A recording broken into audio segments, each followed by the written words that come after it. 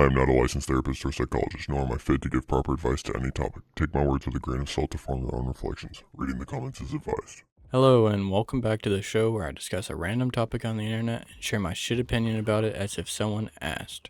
As always, please check out the inbox in the description below and let's get into it.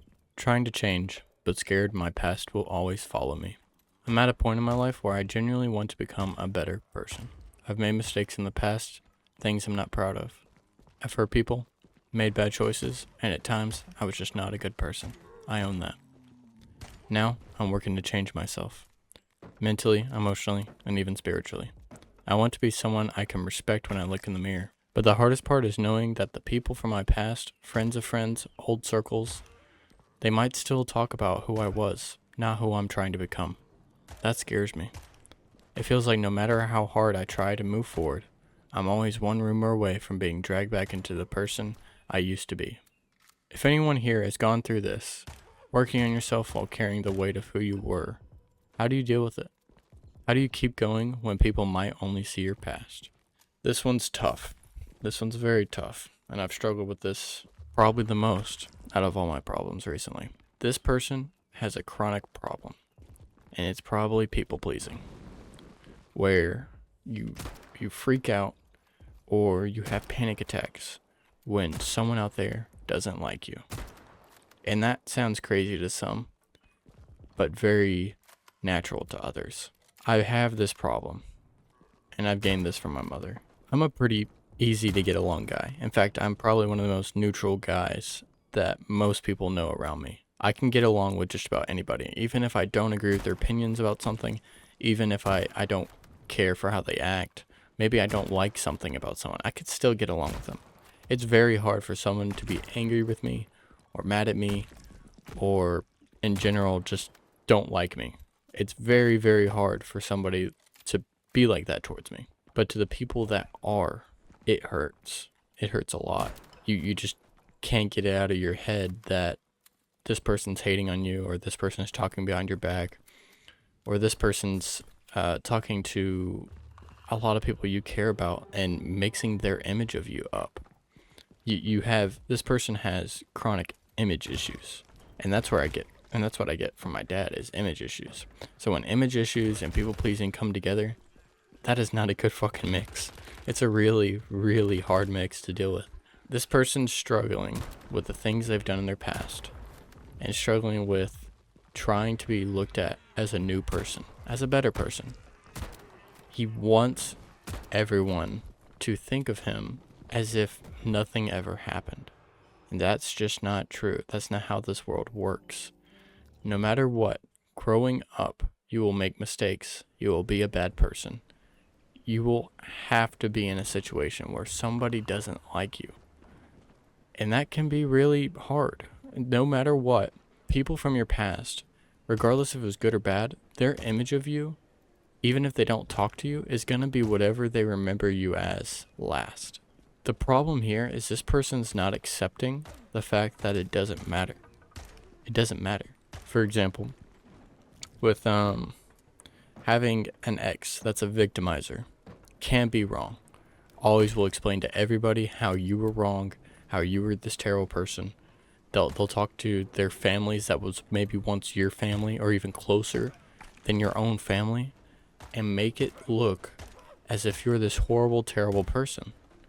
Regardless if the problems were 50-50, or regardless if you were an awful person or not, regardless even if you were a great person and they were the horrible person, they're the manipulator or they're the victimizer. That's really tough to go through, especially when you move on from that person and that person was your whole world. It can be a friend as well. When you have a close friend and you say this one thing that didn't come out right because you have social anxiety or you stutter or whatever, and then they go around thinking, oh, you meant this one thing and they took it this one way, and you just can't get it out of your mind. You can't. And another thing that pairs with this is until that person thinks good of you, you get stuck where you can't move on from it. It's like the worst thing in the world to you until you make things up, until you get this closure you need, until they think you're a better person. But in doing so, most of the time, it ends up being way worse, that you go back and talk to this person that may or may not like you. The best thing you can do for yourself is accept that you won't be able to please everyone. Everyone has a perspective. And that perspective, that first image, that first impression is what they're going to think of you. And you cannot control how they think of you. You have no idea how this stranger you're walking up to meet for the first time has lived their life and how they've been approached before. If they've been approached similarly to how you approach them by a person that really hurt them, their impression of you is going to be really bad. And that's how they're going to think of you. You cannot please everyone.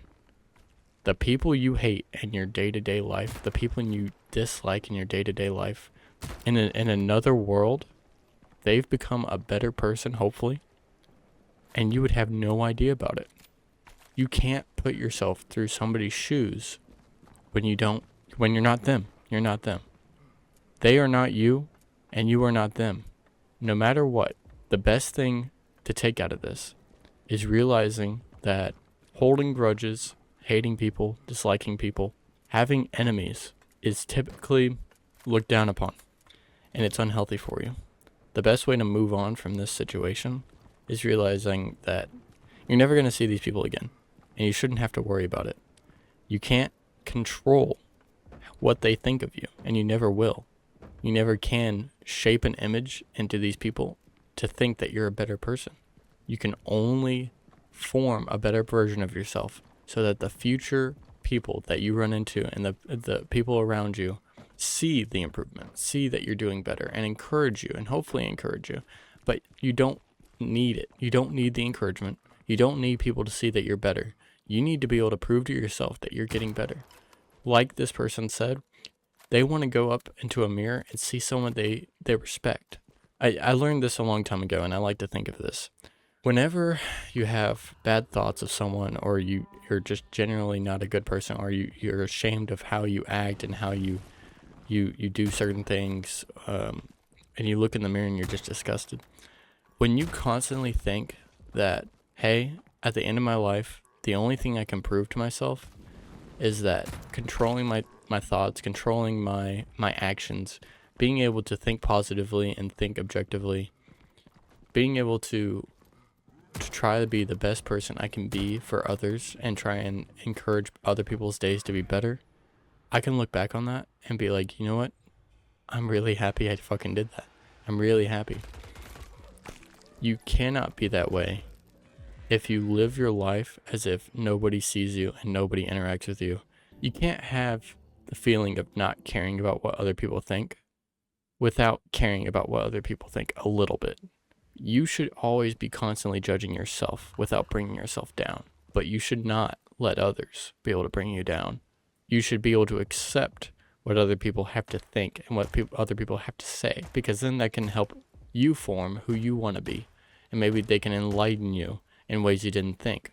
Be open-minded. To answer this question of how do you deal with this weight, and how do you deal with working on yourself and getting rid of things and people of the past and what they think and what you think they think, it's delusion.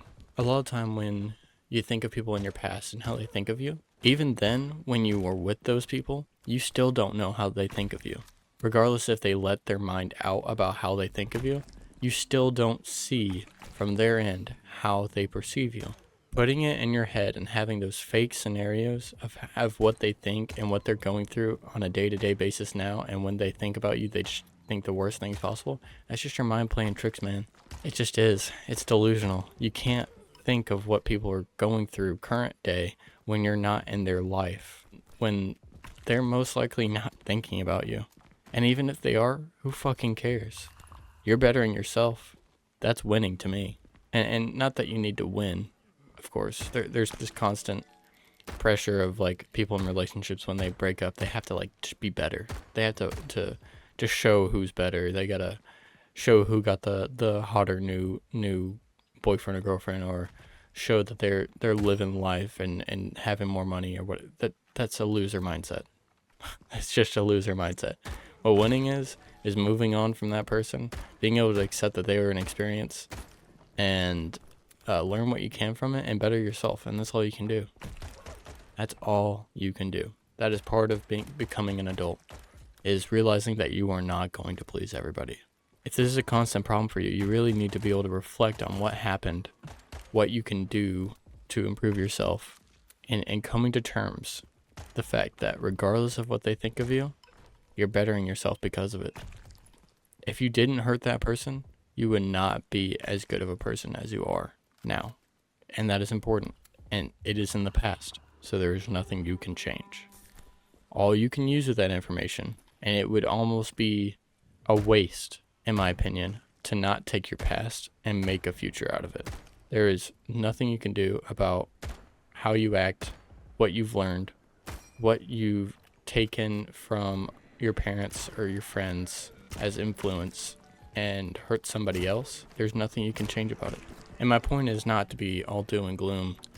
Hey, you can't fucking do anything about it, grow up. My thing is that you can't be in your head so much that you care about what other people think and this image of you. People will always perceive you differently, no matter what. And there's nothing you can do to change that specifically. But what you can do is change your image of yourself in your own head. And even your thoughts that try and weigh you down and try and hurt you will start shifting to whatever image you have of yourself currently. So if you currently see highly of yourself as a better person, even your fake scenarios that you sometimes get trapped in will start putting that better image into the people of your past mind. And yes, that sounds incredibly delusional, but I think we are all a little bit delusional. So being able to have a better self-image of yourself will be able to push these thoughts away. And being able to accept that they were in your past and what they were experiences and helps for you to be able to become a better person. You can't even imagine how far that will get you. Let me know what y'all think when it comes to moving forward with regrets and doing your best to move past unwelcome guilt. Thanks for watching and have a wonderful day.